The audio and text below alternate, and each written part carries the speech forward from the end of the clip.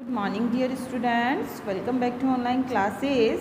This video is for class 3rd, subject is English reader, and our chapter 5 is going on. We have translated chapter 5. Today we will do book exercise of chapter 5. So get ready quick, take out your book and open chapter 5. See beta, these are the word meaning of chapter 5. You can do these word meaning in your notebook. Okay, ये आपकी word meaning है chapter 5 के. मैंने पहले video में भी दिखा दिए थे और अभी भी आप इसे देख लीजिए और आप इसे कंप्लीट कर लेंगे. ठीक है. See, you will write down these word meaning in your notebook. Okay, ठीक है.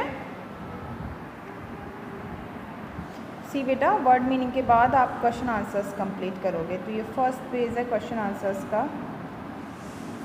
देखिए बच्चों, क्वेश्चन आंसर का फर्स्ट पेज है. एक क्वेश्चन वाइज दिखा देती हूँ मैं आपको, so that you can do it easily. आप अच्छे से इसको कर सको कंप्लीट. ये फर्स्ट क्वेश्चन है. That one is question second. Video को पॉज करके भी आप लोग कर सकते हो आराम से easily. And that one is question 3rd. Okay, and this one is question 4th, and the last one is question 5. So write down these word meaning and question answer in your notebook. Now come on the book exercise. See beta, adjective from noun. Noun क्या होता है? Naming words होता है. हम लोग कई बार read कर चुके हैं और हम उससे क्या बनाएंगे? Adjective. Read this sentence from the story. ये सेंटेंस से स्टोरी से आपको read this sentence from the story. Story का ही सेंटेंस है. Filled with excitement John return to the orchard and the hole where he had found the box. ठीक है. In this sentence the word excitement, ये जो word आया excitement क्या है? नाउन है. The adjective for the word is excited. ये जो नाउन है इसके लिए एडजेक्टिव क्या है? एक्साइटेड. ठीक है. Often the adjective from a word is close to the noun. अक्सर कर नाउन जो होता है उसी से रिलेटेड होता है लगभग. जो एडजेक्टिव हम बनाते हैं उससे रिलेटेड ही होता है. ऐसे कुछ और एग्जाम्पल दिए हुए हैं, जैसे विजडम है, नाउन है, और वाइज इसका एडजेक्टिव है. ट्रुथ है, नाउन है, और ट्रू एडजेक्टिव है. अब आपको करना क्या है? Choose the right word. Right word choose करना है. If the word is noun, अगर वर्ड नाउन है तो यहाँ हमको नाउन लिखना है, और अगर एडजेक्टिव है तो अपन को ए लिखना है. तो देखो फर्स्ट वन आपको, Mayank was sleepy. Sleepy adjective है तो ए लिख दिया. द सिंगर वॉन्टेड फेम, तो नाउन. फेम क्या है? नाउन है.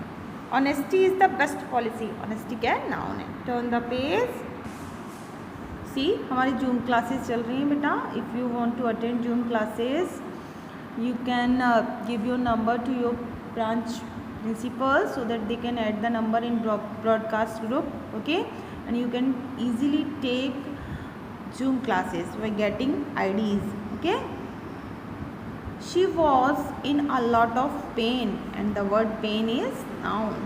She was an intelligent girl, and the word intelligent is adjective.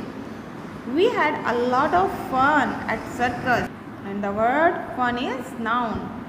I don't think the food Mrs. Robinson cooked was tasty, and the word tasty is adjective. Now come on the next exercise. Grammar में आपको बताया है simple present tense, और simple present tense बेटा हम बहुत अच्छे से जानते हैं. We know that simple present tense is use to talk about everyday action और हैबिट. हमारे जो एवरीडे एक्शन होते हैं जो हम प्रत्येक दिन करते हैं उनको हम डेली रूटीन जो हमारा होता है उनको हम किस में बनाते हैं? प्रेजेंट टेंस में. It also tells us about actions that are always true. और ये उन एक्शंस को भी बताता है जो कि हमेशा ट्रू होते हैं, जैसे कि my parents read a newspaper daily. Everyday action. The stars always shine at night. Action that are always true. ये हमेशा ट्रू है क्योंकि तारे रात में ही चमकते हैं, हमेशा ट्रू है ये.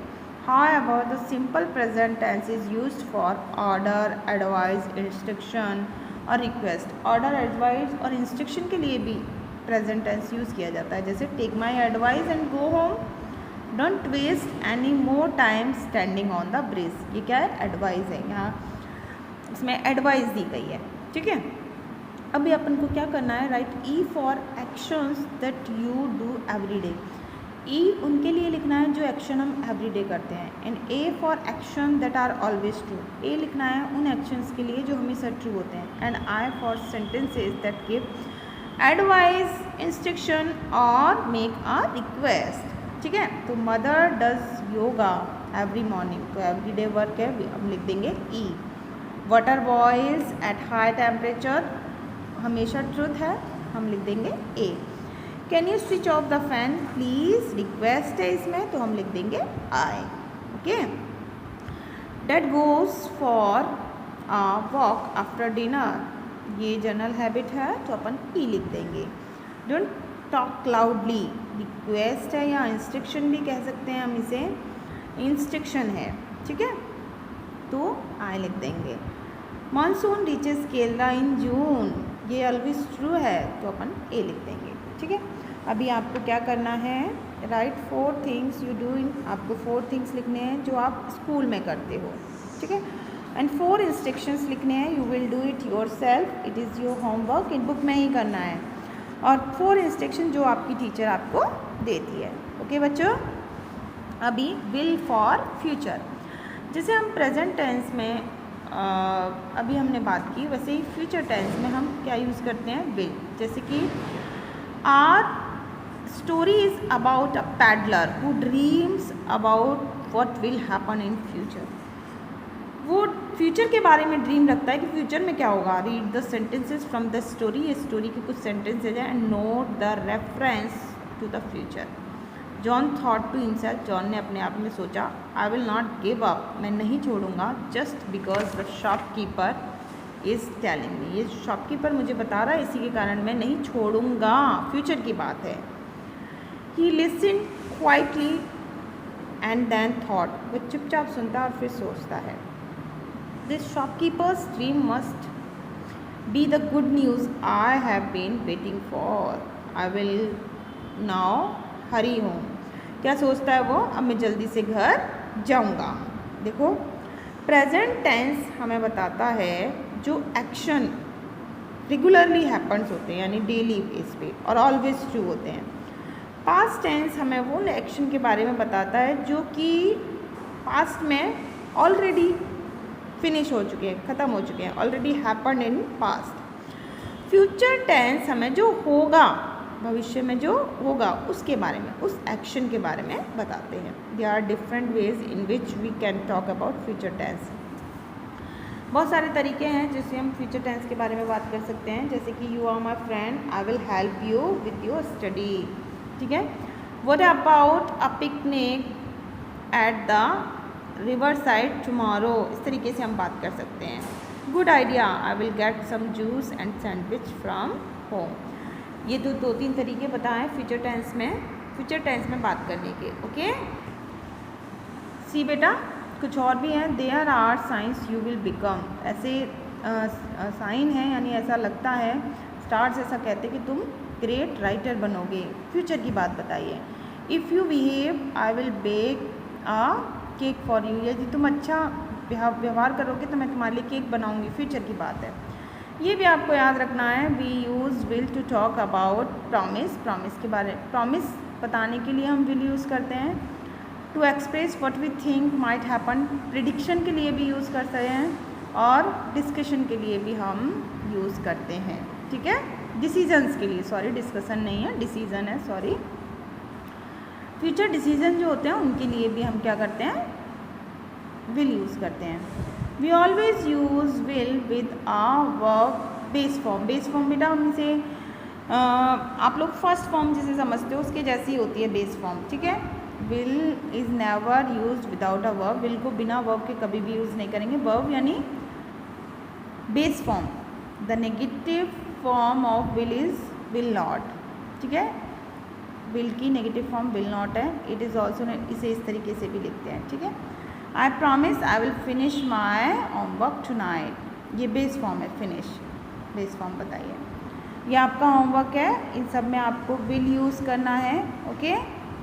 You will do it in your notebook, clear. Next, ये आपको choose the correct explanation, follow the example, आपको करेक्ट ऑप्शन चूज़ करना है। So we have already done this in our Zoom classes, you can tick this, okay. In the next video we will do next chapter. Till then, take care, bye bye, stay blessed, stay home and stay safe, okay.